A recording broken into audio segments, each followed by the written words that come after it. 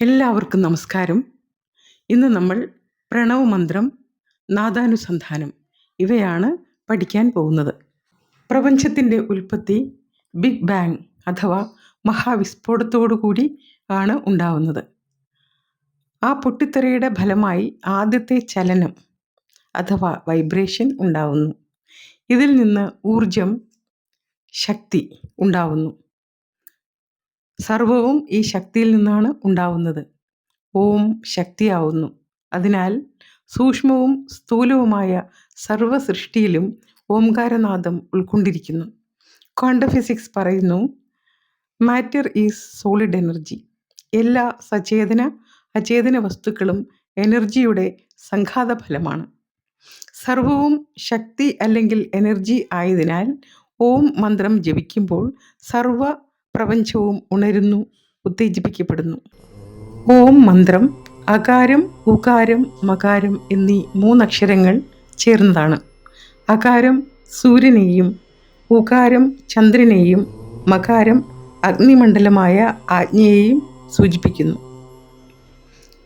ആജ്ഞയിലാണ് ഇട, പിംഗള നാഡികൾ സംയോജിക്കുന്നത്. ഇവിടെ നിന്ന് 72,000 നാഡികൾ ഉത്ഭവിക്കുന്നു. അതിനാൽ പ്രണവമന്ത്രജപം എല്ലാ നാഡികളും ചൈതന്യവത്താക്കുന്നു. മന്ത്രജപം 3 വിധം ഉണ്ട്. വൈഖരി, മധ്യമ അല്ലെങ്കിൽ ഉപാംശു, മാനസി. വൈഖരി എന്ന് പറയുമ്പോൾ നമുക്ക് കേൾക്കാൻ മാത്രം ശബ്ദത്തിൽ ജപിക്കുന്നു. ഉപാംശു എന്ന് പറയുമ്പോൾ ചുണ്ടുകൾ കൊണ്ട് മന്ത്രിക്കുന്നു, പതിയെ മന്ത്രിക്കുക. ഉപാംശു അല്ലെങ്കിൽ മധ്യമ എന്ന് പറയുന്നു. മാനസി എന്ന് പറയുമ്പോൾ മനസ്സിൽ മാത്രം ജപിക്കുന്നു. ഉള്ളിലെ നമ്മുടെ സൂക്ഷ്മ ശരീരത്തിലുള്ള ജപം ആണ് മാനസി. ബ്രെയിനും സുഷുമ്നാ നാഡിയുമായിട്ട് കണക്ട് ചെയ്ത് നിൽക്കുന്ന 7 ചക്രാസ് ഉണ്ട്.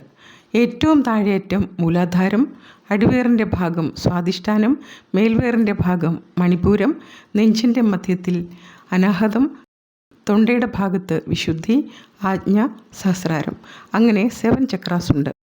മൂലാധാരം, സ്വാധിഷ്ഠാനം, മണിപൂരം അകാര ശബ്ദത്തിനും, അനാഹതം, വിശുദ്ധി, ഉകാര ശബ്ദത്തിനും, ആജ്ഞ, ബിന്ദുചക്രം, സഹസ്രദളപത്മം മകാര ശബ്ദത്തിനും പ്രാധാന്യമുള്ളതിനാൽ ഓം ജപിക്കുമ്പോൾ മൂലാധാരം മുതൽ ചക്രങ്ങളിലൂടെ സഹസ്രാരം വരെ മനസ്സ് സഞ്ചരിക്കേണ്ടതാണ്. മന്ത്രം ജപിക്കുമ്പോൾ ആ ശബ്ദത്തിൻ്റെ തരംഗങ്ങൾ ഉണ്ടല്ലോ, അതിൻ്റെ ഫ്രീക്വൻസി ഈ ഭാഗത്തെ ഫ്രീക്വൻസിക്ക് സമാനമായിരിക്കും.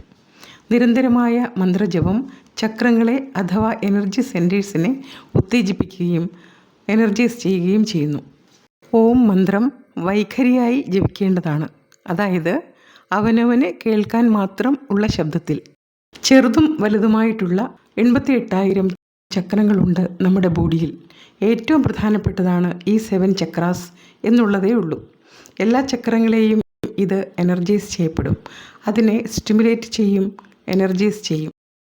അതാണ് പ്രണവമന്ത്രം ജപിക്കുമ്പോഴുള്ള നമ്മുടെ ഉള്ളിൽ സംഭവിക്കുന്നത്.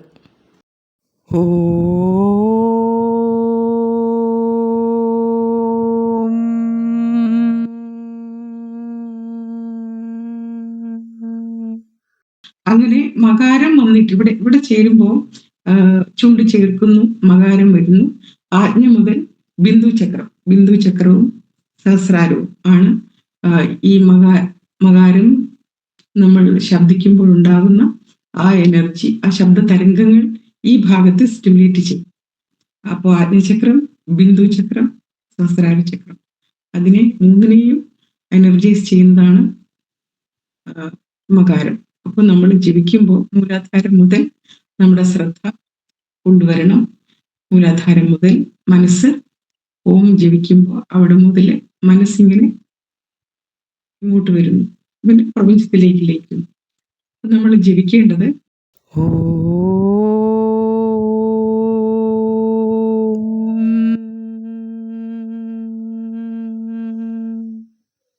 സസ്റ്റെയിൻ ചെയ്യണം. മകാരം ചുണ്ട് ചേർത്തിട്ടതിൽ സസ്റ്റെയിൻ ചെയ്യണം. എല്ലാവരും എന്നോടൊപ്പം ജപിച്ചോളൂ.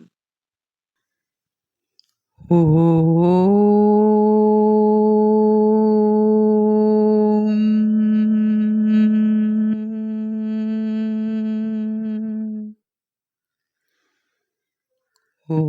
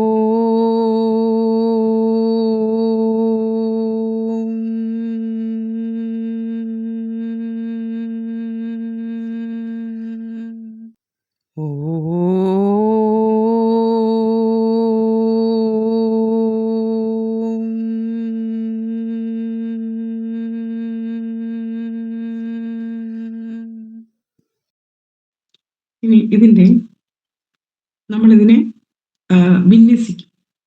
അകാരം, ഉകാരം, മകാരം നമ്മൾ ബോഡിയിൽ വിന്യസിച്ചിട്ട് ചെയ്യും. അതിന് നാദാനുസന്ധാനം എന്ന് പറയും. അടിവേർ മുതൽ താഴേക്ക് കാൽപാദം വരെ നമ്മൾ മനസ്സ് നിർത്തിക്കൊണ്ട് ആ അകാരം പറയുന്നു. അടിവേർ മുതൽ സ്വാധിഷ്ഠാനം മുതൽ തൊണ്ടയിൽ വരെ മനസ്സ് നിർത്തിക്കൊണ്ട് ഉകാരം പറയുന്നു.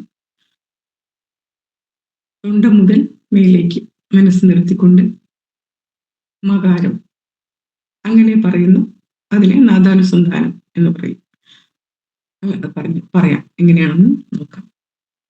മനസ്സ് അടിവേർ മുതൽ താഴേക്ക് മനസ്സ് നിർത്തുക.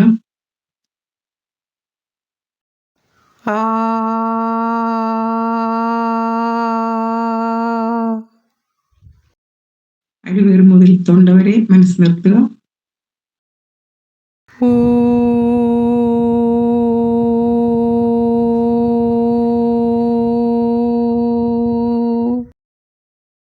തൊണ്ട മുതൽ മേലേക്ക്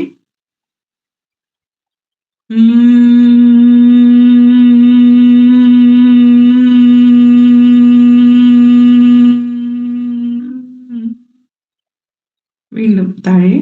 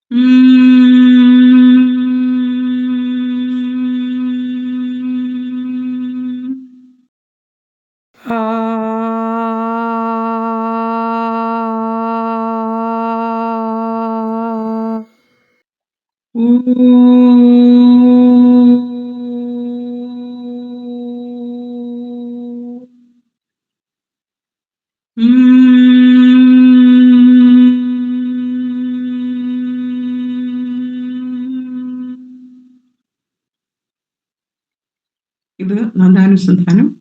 പ്രണവമന്ത്രവും നാദാനുസന്ധാനവും ജപിക്കണം.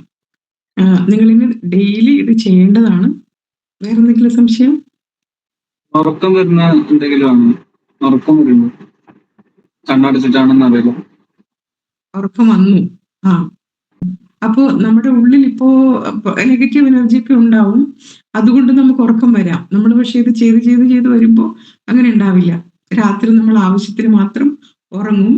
പിന്നെ നമ്മൾ കൂടുതൽ പ്രാക്ടീസ് ചെയ്ത് വരുന്തോറും ഉറക്കത്തിന്റെ നമുക്കൊരു 4-5 മണിക്കൂർ ഉറക്കം മതിയാവും. നമ്മൾ രാത്രി കിടന്നു കഴിഞ്ഞ് ഒരു ബ്രാഹ്മ മുഹൂർത്തത്തിൽ നമ്മൾ താനെ ഉണരുമ്പോൾ നമ്മൾ വളരെ എനർജറ്റിക് ആയിരിക്കുകയും ചെയ്യും. അതൊക്കെ പ്രാക്ടീസ് ചെയ്ത് വരുമ്പോ, ഇപ്പൊ ഉടനെയുള്ള കാര്യമില്ല.